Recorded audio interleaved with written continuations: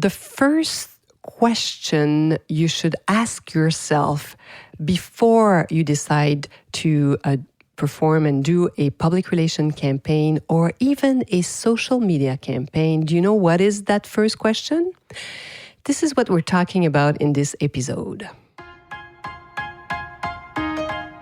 Bonjour, hello everyone. I'm Nata, host of the NATA PR School podcast. You're a successful entrepreneur or marketing manager and you're about to launch a new product or service? Or you've been selling your goods for quite some time, but you want to learn how to increase your visibility, get known, and reach more clients? At NATA PR, we deal with real clients every day and we'll teach you simple, fun, and honest PR solutions. You'll learn easy steps to combine PR to social media right now.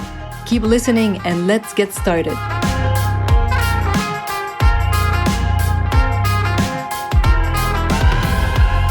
Bonjour, hello, and welcome to episode 123, 123 of the NATA PR School podcast. Public relations, first question.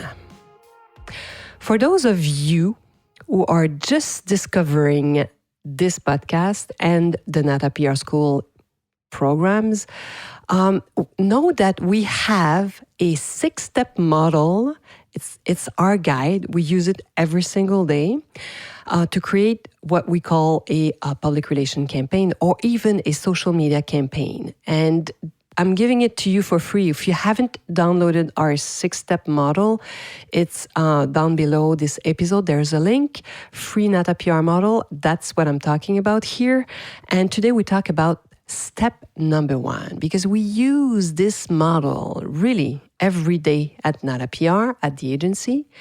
And the step 1 is extremely simple but crucial. And one of the most important question, part of it, of course. It's the first question you should ask yourself. And this question is, why would they be talking about you? What do you answer to that question? Why would they be talking about you? They, of course, is your target audience. You know, you can choose either a journalist. So why a journalist should be talking about you, or why this influencer, this specific influencer should be talking about you. So let's play a little bit. And so why would the journalist from the daily news that you read every single day would be talking about you? Let's say if you read this specific journalist articles, you know that they are interested in, for example, companies that sign contracts abroad, companies that export. Maybe this journalist is specialized in exportation stories. Or this specific journalist you have in mind loves to talk about companies that are very creative and create unique programs for their employees. Or, they all kinds of journalists specialize in so many things.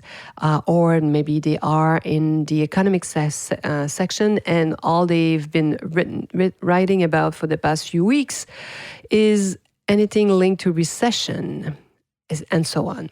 So you see where I'm going with this, right? So some of the journalists that we talk to regularly at the agency, for example, they specialize in fashion. And some of them, we know they have a regular column in a local newspaper. And all they write about is local fashion. So my friends, if you are a local brand, you should send them some information. They should, they don't even know about you. So it's time to say, hey, do you know us? And present yourself. Because you might end up having a story in your newspaper. So we know that journalist is on the look. She's on the lookout. It's a woman.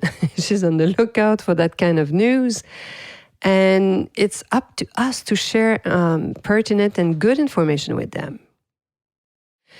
And know that what we call trends can really help you when you need to attract the attention of a journalist. A trend can also be like something like a hot topics, right? These are good indicators as to why an influencer or a journalist would be talking about you. And identifying the latest trends has become for me kind of a game. It's a daily habit that I have. Anything that I scroll, read, I always love to find oh, this is a trend. This is very interesting. So this is like kind of something repeated. This is what I call trends. And well, depending on when you're listening to this podcast, the trends I'm going to name here might be passé or might be a little different now. But just to give you an example so that you understand what I'm talking about. So trends. This is a trend that I've seen in more than one article. Working during vacation, a new trend. And I've seen an article on hotels that are developing services for vacationing travelers who need to work for a few hours. So they have like something specific in the room, specific sections for them. Interesting, right? These are trends, especially if you see it more than once. For example, everything about inflation and how to maximize the family budget. If I don't know when you're going to be listening to this podcast, but if you are still in the midst of this recession, so anything related to how to maximize your budget, cooking at home, choosing different type of food, like frozen food, for example, opting for the store brand. These huge supermarkets, sometimes they have their own home brand and so on. And one trend that I love that's always there, it's the color. Color is always a huge trend. And I'm always fascinated by how far you can go with just, the color of the year. And Pantone has understood this extremely well. And they launch, it's always a big thing when they announce the color of the year.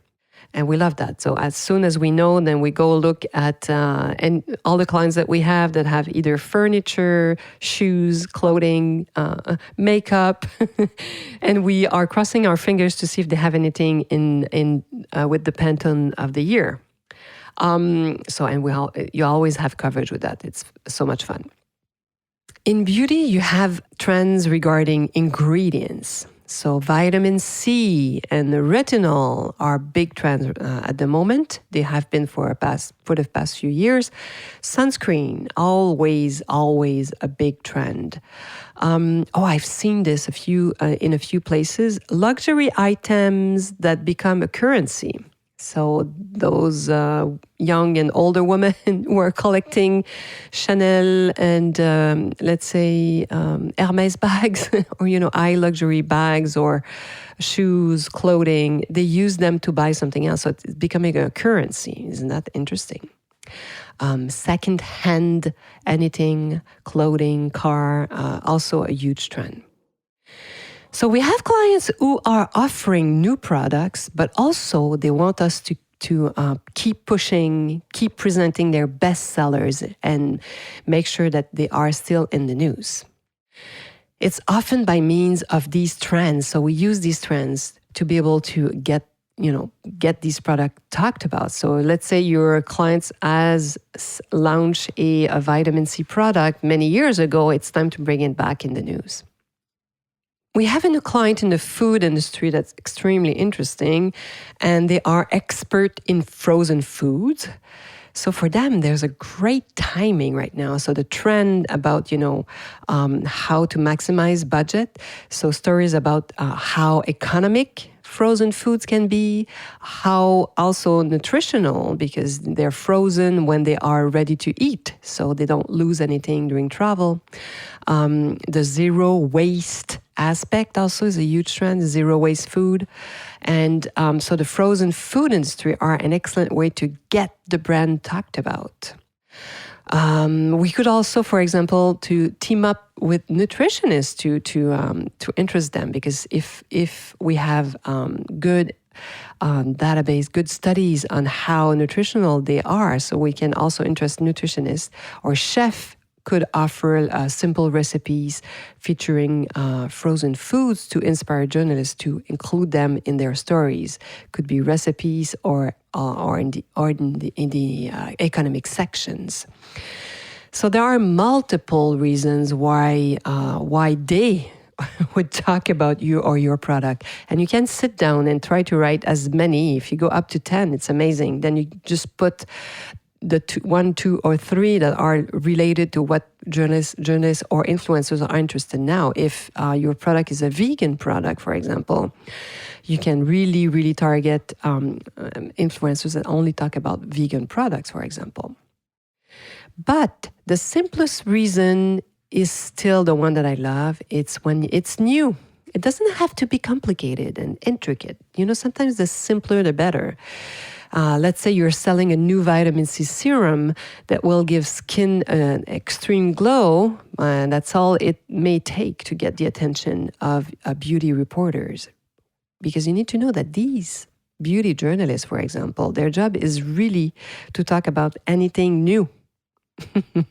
Think about the motorsport journalists, motor journalists, auto journalists in the car industry.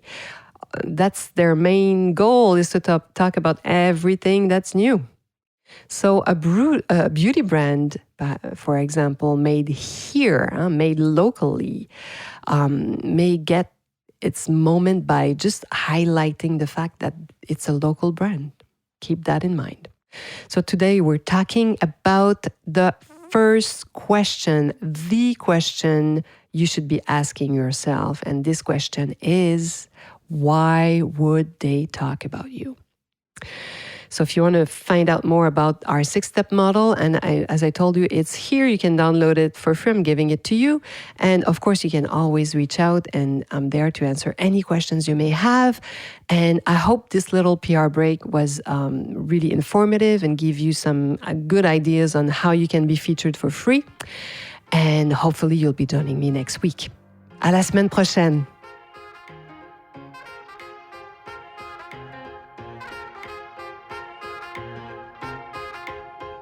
Hey, you want to learn more about how to implement PR strategies? Head on to natapr.com and get on our list. You will also receive the NATA PR model on how to create a successful PR campaign.